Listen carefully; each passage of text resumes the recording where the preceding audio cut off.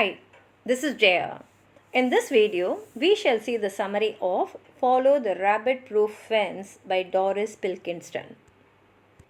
Doris Pilkington is an Australian writer, and this Follow the Rabbit Proof Fence is a non-fiction which was published in 1996, and it tells about the story of the native Australian family's experiences which come under the category as the stolen generation.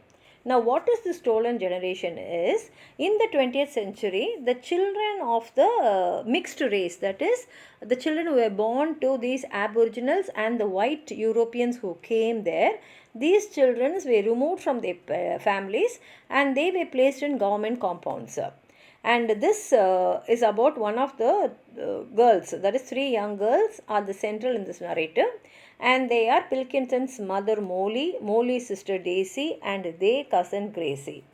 And after being taken from their families, these three children, they managed to escape from the government settlement in 1931. Then they begin a journey home to close to nearly 1,000 miles by following the fence designed to keep out pests. Now, this rabbit-proof fence ran through the western part of Australia from north to south. The first English people arrived in Western Australia and they interacted with the Aboriginals who lived there. And that was a period of unrest with raids and kidnapping of women which perpetrated by white men. In 1829, early European settlers led by Captain Fremantle sought approval from Aboriginal leaders to give the territory they had acquired an English name. And therefore 1 million square miles became Swan River Colony. The settlers became quite powerful within a year, and they restricted the areas in which Aboriginal people could live and work to keep their English culture strong in this new land. And as the Europeans increased in the number, the Aboriginal way of life was eradicated.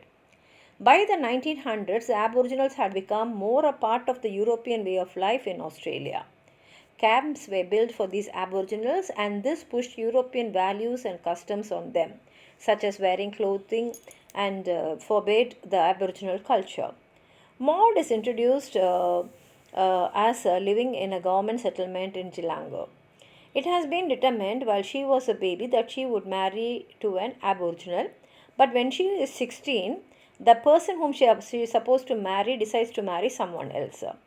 This makes Maudie very happy because Maudie is smart and she is working as a domestic for Hawkins, who is the superintendent of the camp. Eventually, she becomes pregnant by Thomas Crane, an Englishman, who is an inspector of the rabbit-proof fence. She gives birth to a girl whom they name Molly. The births of Daisy and Gracie soon follow, and the three girls become close. A worker named Keeling initiates a relocation of the girls to one of the institutions for Aboriginal children of white fathers. They are taken to the Moree River native settlement in Perth. The girls and their families are inconsolable, but there is nothing that can be done to reverse such a decision once it has been made.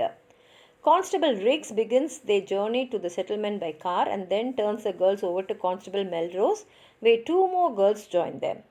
They spend the night at a police station and then continue the trek by train and by boat. After 5 days at sea, they arrive at a port and complete the trip by car. During their first night at the settlement, the girls are cold and sleep together in one bed in the dome to which they were assigned by Miss Evans.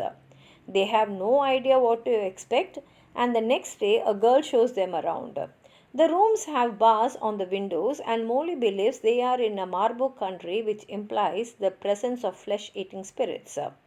She is told that anyone who tries to escape is severely punished, but soon all three of them resolve to escape. Molly becomes their leader as they slip off to the wilderness instead of reporting to school. Molly makes all the decisions as the trio seek the rabbit-proof fence that will lead them back to Jikalong. They experience fears and doubts along the way. They catch rabbits to eat. They fear at one point that they have encountered one of the flesh-eating spirits. They are able to hide from a search plane that is looking for them. After a woman on a farm gives them food and they continue on the way, the woman worries that they will not survive and calls the police. Their disappearance and their attempt to return home has already been widely known by that point. When they eventually find the fence, their hope is renewed. After a total of 9 weeks, they arrive at Jiglong and find their family. Finally, Pilkington tells what became of the girls after their journey. If you have anything more to add on to what I've said, please write it in the comment box, like the video, share it with your friends, and if you have not subscribed my channel, please subscribe and support. Thank you.